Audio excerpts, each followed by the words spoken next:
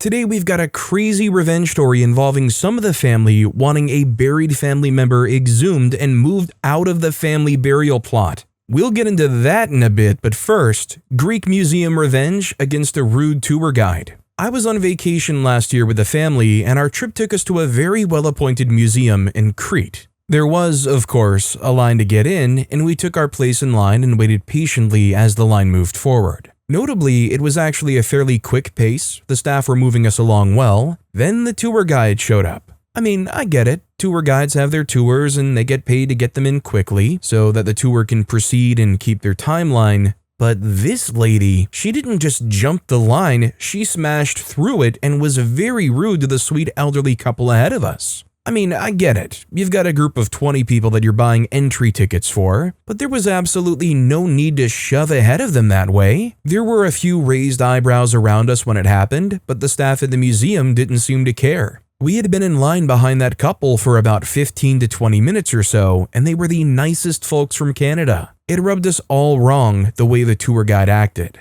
So, we were a couple of minutes delayed getting in, and I decided to do a little bit of payback for the lady's rudeness, because the couple that was shoved away were too polite to ever say anything back. Cue my extreme interest in whatever the tour guide was about to lead her group in to look at. I was there with at least one of my children alongside me, right in front of whatever it was she was trying to describe to her tour group. At some points, I had all three of my kids with me, and we formed practically a wall between her and whatever she was trying to describe to her tour group. My kids were very willing participants in this, with my wife staying well away. She knew what I was doing and wanted no part of it. One of my kids recently did a Greek history course at university, so she was able to expound in some detail on Minoan palaces, and for 3 full exhibition halls, we were in her way. We talked as loud as a tourist group should, blocking her view, talking over her, and discussing questions between each other that distracted her. By the second exhibition hall, I looked her square in the eye, smiled, and continued chatting with my kids. She knew that I was doing it on purpose, and when she tried skipping ahead, she found 2 of my kids waiting for her in the next room, already in the way. They were already talking and blocking, and then I caught up, and we repeated all the questions they'd already covered. Eventually, we decided to catch up with my wife, and after the 4th exhibition hall, we let it go, figuring we had done enough. I had a great tour of the museum. My kids and I had a great time talking about a huge wooden Minoan palace reconstruction, and we've since laughed together a couple of times when discussing that combined action of revenge. Now, just a question, considering they were a tour guide, they had a number of people following them, right? So was this just a revenge on the tour guide, or was OP and their family kind of heavily affecting the experience for a lot of other people that were innocently just wanting a tour guide around the place? Noel G. Ward commented on the post, "Licensed Greek tour guides have a monopoly inside the museums. I saw one young woman reading a passage to her friend from the tour book that she had purchased inside the National Archaeological Museum in Athens. A tour guide went up to them and told them that they were not allowed to read the book out loud." Also, hi, I'm Steven, and if you guys enjoy crazy stories of revenge, why not hit those like and subscribe buttons down below? Our next story is taking my break. I work in a small care home with 6 residents, and at least 2 staff are to be present at all times to make sure they're safe. I work with a very lazy man called Brian who does the absolute bare minimum when on shift and will often pick up overtime. The usual shift is 8 hours, but with overtime it's a 13-hour day, and you're then entitled to an hour break, which is unpaid. The breaks have to be coordinated when there's more than one member of staff working the full 13-hour shift to make sure staffing levels remain safe. All 6 of our residents take afternoon bed rest as they're wheelchair users, and it helps to combat the risk of pressure sores and gives them the opportunity to stretch out and take a break. Lunch breaks are supposed to be scheduled in this time. I've worked these long shifts alongside Brian for the last couple of months, and on at least 6 separate occasions, he's returned from his hour lunch break after an hour and 30 minutes, meaning that I could only take 30 minutes before it was time to support residents with getting up, having a freshen up, making them drinks, and cooking their dinner. Yesterday, I was working alongside Brian, and as expected, he took his hour and 30-minute break. As soon as he returned, I went to let my manager know that I was going on break, and he asked what time I would be returning since there was only 20 minutes left before wake-up time, and who would be preparing the evening meal since I would usually be doing the cooking when on shift. I smiled and told him that Brian would be there to do the work and I would be back in an hour, and then left, knowing that Brian would have to complete 2 persons' work while I took my entire unpaid break, returning once all the more labor-intensive tasks had been completed. Very satisfying to return from my break to see that Brian had a sweat on after having to work so hard and was having a breakdown while trying to prepare dinner. Will be interesting to see how long a break he'll be taking when I work with him again tomorrow. I have a lot of respect for OP for not taking the full hour to begin with, but I'm gonna be honest, if I'm in that position, I'm probably still taking my mandated 1 hour and letting management deal with it. Like from the get-go, it's something that you should escalate. I know this is a care facility and you don't want these people to suffer, but that doesn't mean OP has to suffer either. Godiva Plastow commented, "Good for you. Let Brian experience what he puts you through for once. I doubt he'll learn anything from it, but you never know. People can surprise you." OP replied, "If he pulls the same thing again tomorrow, he'll be getting the surprise since part of my job is completing the menu for the week, and I know that dinner tomorrow is a more complicated recipe than he had to cope with before." Our next story is Sent to Call Center Purgatory. I used to work at a call center, and when you got a call, your computer would automatically pull up their account. But if it didn't, you would have to look it up with a name or phone number. I got a call that didn't pull up an account, so I asked for an associated phone number. The one he gave me didn't work, so I asked for a different number or name. He sighed and said it was the only number he had, and that the last rep he spoke to couldn't find it either. I asked if he could literally give me anything to go off of, and he said it was just the phone number. I double-checked the number, looked through 2 systems, and still couldn't find it. He started to be patronizing and said, "Wow, it's really easy to look up a phone number. Why haven't you found it yet? This is really embarrassing. It shouldn't be this hard. You must feel so embarrassed. Are you embarrassed?" Always eager to stoop to their level, I imitated his voice and said, "Yeah, you know what? This is really embarrassing. It's so embarrassing that I can't even finish this call. I'm gonna have to send you back in the queue for another rep."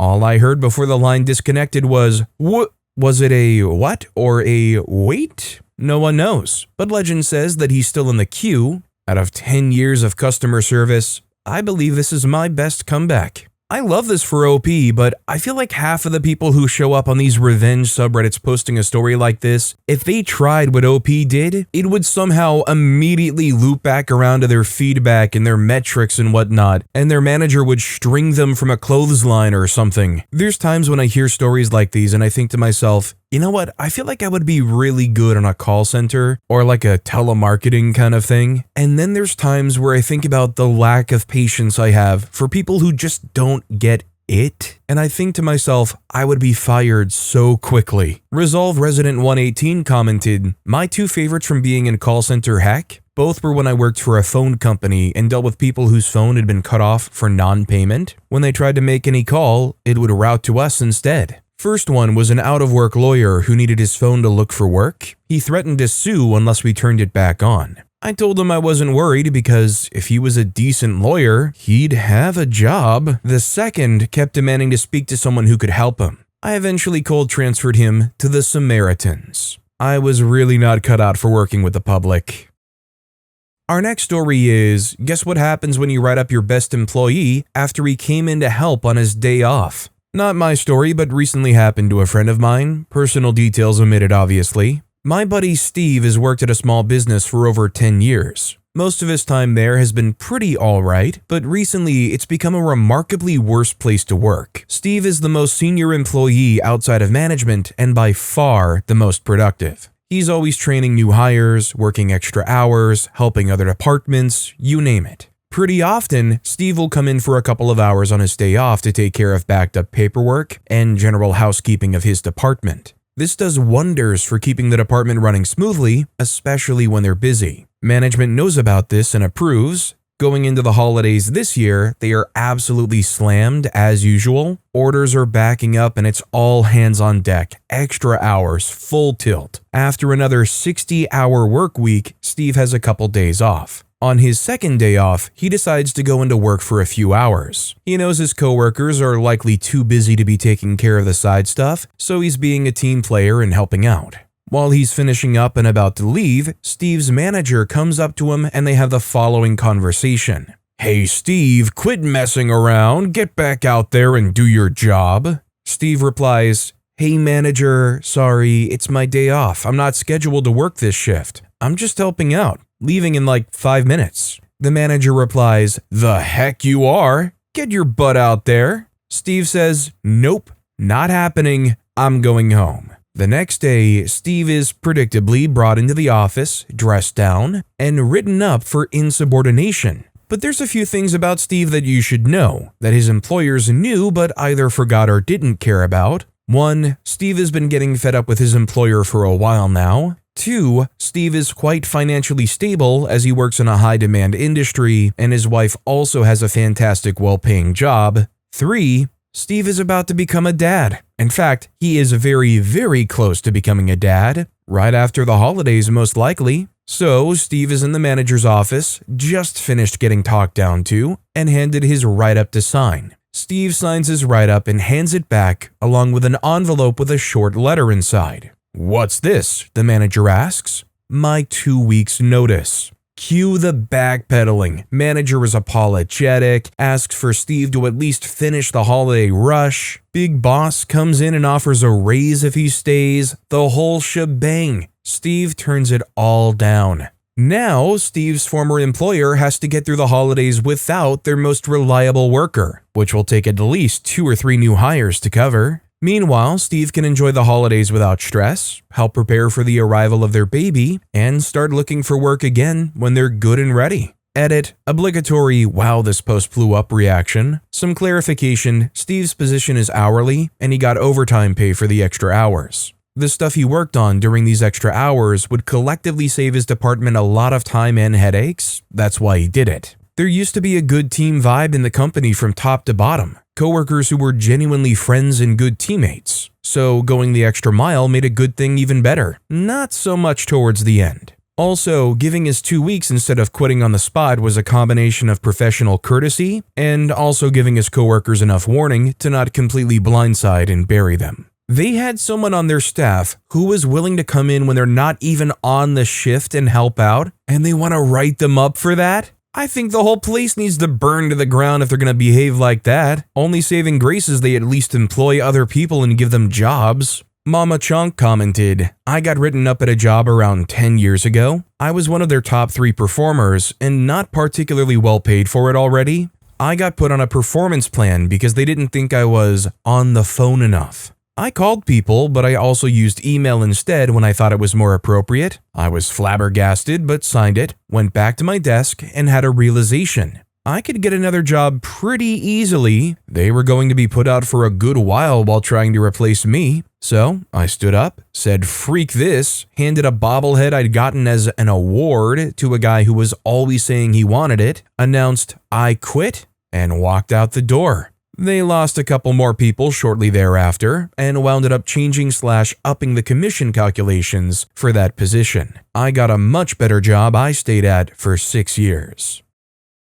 Our next story is, girl assumed I was hitting on her, gave her the same response she gave me. I just remembered this story when writing a comment on another sub. This was back in 08 or 09. I was in Quito, Ecuador. I was staying at a hostel and was there for just over 3 weeks. Less than a block away, there was an Irish pub. This pub has really good bar food that wasn't on the menu of a lot of other restaurants in the area, so because of that, it was a mixed crowd. Popular with locals and backpackers because of the proximity to the hostel. I'm at the bar with some of the other guests from the hostel, and we're expecting a few more to join us. Next to me is a bar stool, and on the other side of the bar stool are 2 women talking. They're obviously friends. In Spanish, I ask the woman closest to me if she's using this empty chair and if it's okay if I grab it. Spanish is not my first language, but I can still speak it clearly and confidently and grew up speaking it since I was a kid. She says to me in Spanish with a smirk on her face that she doesn't understand me and that she does not speak English. I ask for the chair again in Spanish while motioning to it, and she says again that she doesn't speak English. I ended up getting the chair from a high-top table that was behind us that no one was using. At this point, she turns to her friend and I hear them mumble, "I don't know why he's talking to me, he," and I hear them chuckling to themselves, assuming I was hitting on her, I guess, and she rejected me. Cue petty revenge. Throughout the evening, I know she heard me conversing in Spanish with the bartender, so by this time, she knew I definitely spoke Spanish. The napkin dispenser is directly in front of me, and she asks me in Spanish if I can hand it to her. I look at her confused, and I point to the napkin dispenser, then look back at her and lean in a little, as if I didn't hear what she said. She again says that she needs napkins, and if I can hand her the napkin dispenser, all in Spanish. I look at the dispenser, and then her, and very cleanly I say, "Lo siento, no hablo inglés," meaning, "I'm sorry, I don't speak English." She gives me a shocked Pikachu face and she turned bright red, and then I give her the cold shoulder. "Don't flatter yourself, lady. I wasn't hitting on you. I just wanted the dang bar stool." Edit, no, the bar was not loud. There was music but easy to carry on a conversation. Yes, I am sure I said it correctly. I'm bilingual. Spanish wasn't my first language and I typically don't write in it, but speaking it is fine for me and have been since I was a kid. Yes, this story really happened. Honestly, the bar probably wasn't even that loud. She probably just has bad ears or something. Or they turned and looked at OP and they just assumed that they looked like a tourist and assumed that they couldn't have possibly been saying anything reasonable. I mean, Lord knows, I've known a good few people that have kind of selective hearing in my life. I know what it's like to look somebody dead in the eyes, say something to them, and they just don't grasp it. Mechanical Mind commented, "I studied German in high school and work for a German company. While visiting the main headquarters, I had to spend time with the guys in the workshop, who barely spoke any English. One day, they were trying to explain something to me, and after some time trying to do it in English, they said in German, 'Why doesn't this freaking Italian monkey speak German?' To which I replied, always in German, 'I could also ask you, why doesn't this German donkey speak any English?' The guy who said it became as red as a traffic light, and the others burst out laughing. I also explained to him that my German was not good enough for me to understand technical explanations, but if he didn't remember English terms, he could use the German ones. We got quite close, and usually hung out for beer, barbecue, and I'd go watch his radball matches." Our next story is, my mom's boyfriend kicked her out of the house. They've known each other for 35 plus years and have been part of the same group of friends in those years. My dad was also part of that group, but he died in 2014 and afterwards we were just happy on our mom's behalf. She was happy and we also knew the new boyfriend. Everything was good. In the spring last year, 2024, my mom's boyfriend kicked her out of the house, unexpected and without any reason. Later on, we figured out why. He was having an affair with a colleague and wanted to be with her instead. Because it was his house, my mom had to move out. Everyone was shocked at the news and it caused a lot of drama in their friend group. It was only 2 to 3 of them, out of 15 to 20 people that sided with him, and he didn't really understand that he was being the bad guy and started to make himself look like the victim. He cheated and couldn't be honest about it. I've had a login to Netflix that sometimes were used on their TV when I was visiting. I must have forgotten to log out the last time I was there because in the beginning of the summer this year, yes, more than a year later, I noticed some strange activity on my account, but didn't think much of it at first. Later on, I could see that he made a user for himself on the account that I was paying for. He even called it by his own name, so it wasn't that hard to figure out. I was ticked and was about to log him out and change the password, but I stopped and thought of something else. So I changed the name of his user to buy one yourself middle finger emoji and changed it to kids mode. The day I did it, both my mom and her ex-boyfriend were at the same birthday party at my aunt's, my dad's sister. She was also part of the friend group, and therefore they were both invited. My aunt regretted inviting him, but she didn't really feel like she had a choice since the whole group was invited. He even had the audacity to bring his new girlfriend. My dad's family is still keeping my mom as part of the family and even took him in as a new member of the family. They have a good relationship with my mom, so of course they're supporting her. I called my mom after I made the changes and told her about it.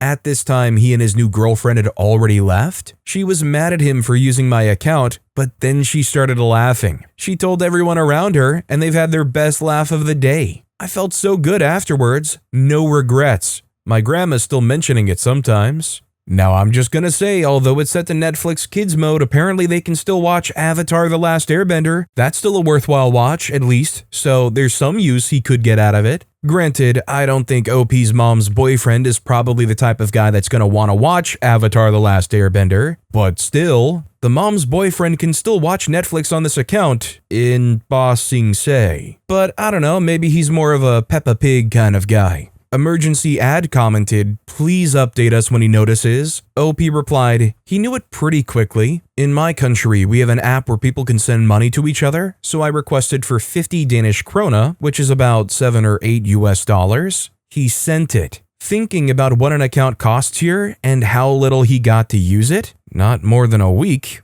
It was almost the price for a month. When he noticed, he started acting like he didn't know it was my account and that he already had his own account, but when I explained it to him, he started saying it was my mom's fault and that she didn't log out of it. Again, it was more than a year after she had moved out. I got ticked at him, so I told him that neither my mom or anyone else at that party had the password. He only responded with, "Enjoy the money." Our next story is, want us to move our freshly buried family member from the family plot? Enjoy not being able to access your farm this spring and your ruined reputation. In May of 2024, my wife, 40s, sister Sarah, and her fiancé Heath, also both 40s, got married. They had been together for 8 years, and in that time, Heath had become the father Sarah's daughter Kate, 16, had always deserved. A few weeks after the wedding, he formally adopted Kate. Heath was the kind of man who you couldn't help but love. Funny, genuine, hardworking, always the first to offer help, always the last one to leave a party because he stayed to clean up. He always looked for an excuse to get the family together, to fire up his grills and break out the bourbon. The last time he did it was his 50th birthday. A month later, almost to the day, he suffered a massive heart attack and passed. I stood with him as groomsman, as did our younger brother-in-law, 30s, and a good friend of Heath's. 6 months later, in the same church, we were his pallbearers. To say our family was and still is devastated is an understatement. Our side of the family is a close-knit bunch. We tend to drop the in-law title. My brothers-in-laws are my brothers. My wife's sisters are my sisters, and their parents see the three of us as their sons. We genuinely look forward to spending time with one another, and when Heath came on the scene, he quickly became the heart of the family. To both celebrate and mourn the same person in equal fashion in such a short time span was nothing any of us expected, and something I frankly wouldn't wish on anyone. Heath was meticulous in a lot of ways, but the only plan he didn't have in place was where he wanted to be buried. A few weeks before he passed, he and our mother-in-law Jackie, 70s, talked about final plans, just conversation. No one knew anything was wrong at the time. She had mentioned wanting to be buried in a family plot with her grandparents and her parents. She said that after she and my father-in-law Mitch, 70s, passed, there would be 2 to 4 spaces available, as most of her cousins had made other arrangements. Heath said that he liked the thought of resting beside them. Cut to November of 2024, Heath was gone, plans had to be made quickly, and space was available. He died on a Saturday. We buried him the following Friday. On Monday, Jackie received a phone call from one of her cousins, Bertha, 60s, not to offer condolences, but to ask, "How could you bury that stranger next to Grandma?" The conversation was mostly one-sided. Bertha went on and on about how wrong it was that this man was buried next to their grandmother, that she had visited the town hall to see what could be done. Jackie's only response was, "Bertha, he was my son. We just buried him. We didn't know what else to do." Mitch told us that he had never seen her so angry in 45 plus years of marriage. They decided it best not to tell Sarah just yet. She didn't need the stress on top of mourning. A few days passed. Jackie got a call from Charlotte, 70s, another cousin's wife. Charlotte went on to tell Jackie that Bertha and her sister had obtained a lawyer and were going to attempt to sue Sarah for Heath's removal. It was at this point that Mitch and Jackie decided to go to Sarah and Kate's house and tell them what was going on. Sarah was understandably angry, confused, and hurt. She owned the plot that Heath was buried in and the plot beside it, so legally she was fine. But beyond that, how can someone who calls themselves family do this? One of the last people to hear the news was my wife. Not because they didn't want her to know, but because she's a firm believer in going full scorched earth when someone screws with the people she loves. They wanted advice. There needs to be a bit of context added for the next part. Before Jackie's grandparents died, they set aside a 12-plot space in the local cemetery to accommodate the needs of their kids and grandkids. A good bit of forward thinking, as Jackie's mother was one of 5 daughters. As fate would have it, the only one of the 5 daughters who was buried there was Jackie's mother, in addition to her father and her cousin. So of the 12 plots, only 5 of them were in use at the time.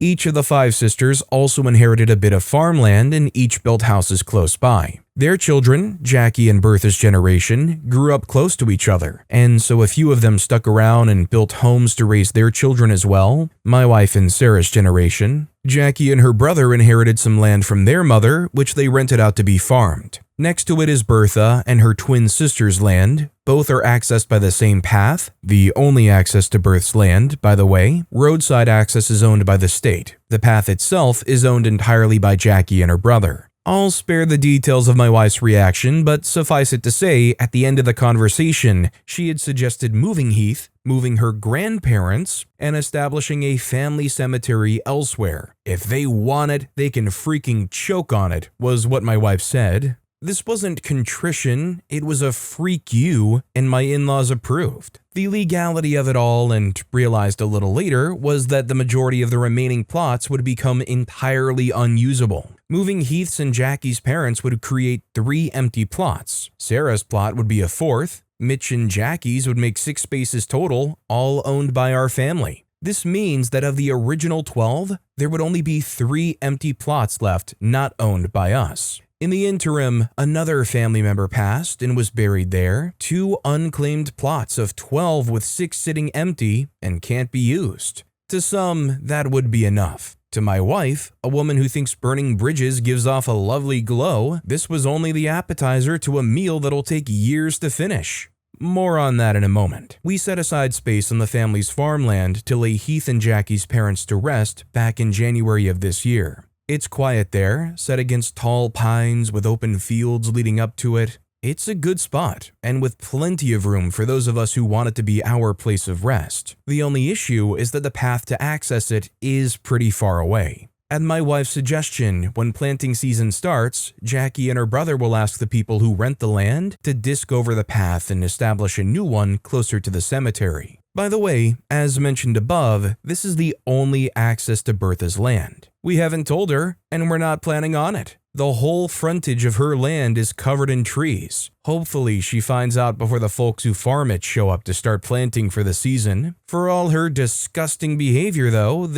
some I left out because this is pretty long. Bertha is a highly respected medical educator in the community. She's known to just about every nurse in the country. Heck, she was my wife's nursing instructor in college. Thing is, my wife is also well established and highly respected in the community, and she's made sure that word is getting out about Bertha's behavior. It's a slow trickle, but that's often what wears stone down the best. Water is patient like that. Might take a little, but once it's done, you can't unchange what people know about you. Edit, my wife made a comment on this post that Bertha would have to prove such malicious intent, and several folks have pointed out that this post could be proof as such. She's asked me to relay this where it's more visible, and I quote, "To clarify, she would have to prove that my mother and uncle's intent was malicious. Mine is, no question, but I don't have a legal dog in this fight, so to speak. I simply came up with the idea and then pointed out it would be an excellent freak you while also solving a few different problems. The decisions ultimately lay in the hands of my mother and uncle, who are the property owners. My uncle consulted City Hall about the legalities of the exhumation, and he spoke to a lawyer about the legalities regarding the farmland, which is how we know we'll still have to allow her access to the easement, which runs along the front of the property. And if she wants to come at me for slander, she has to prove anything I'm saying is untrue.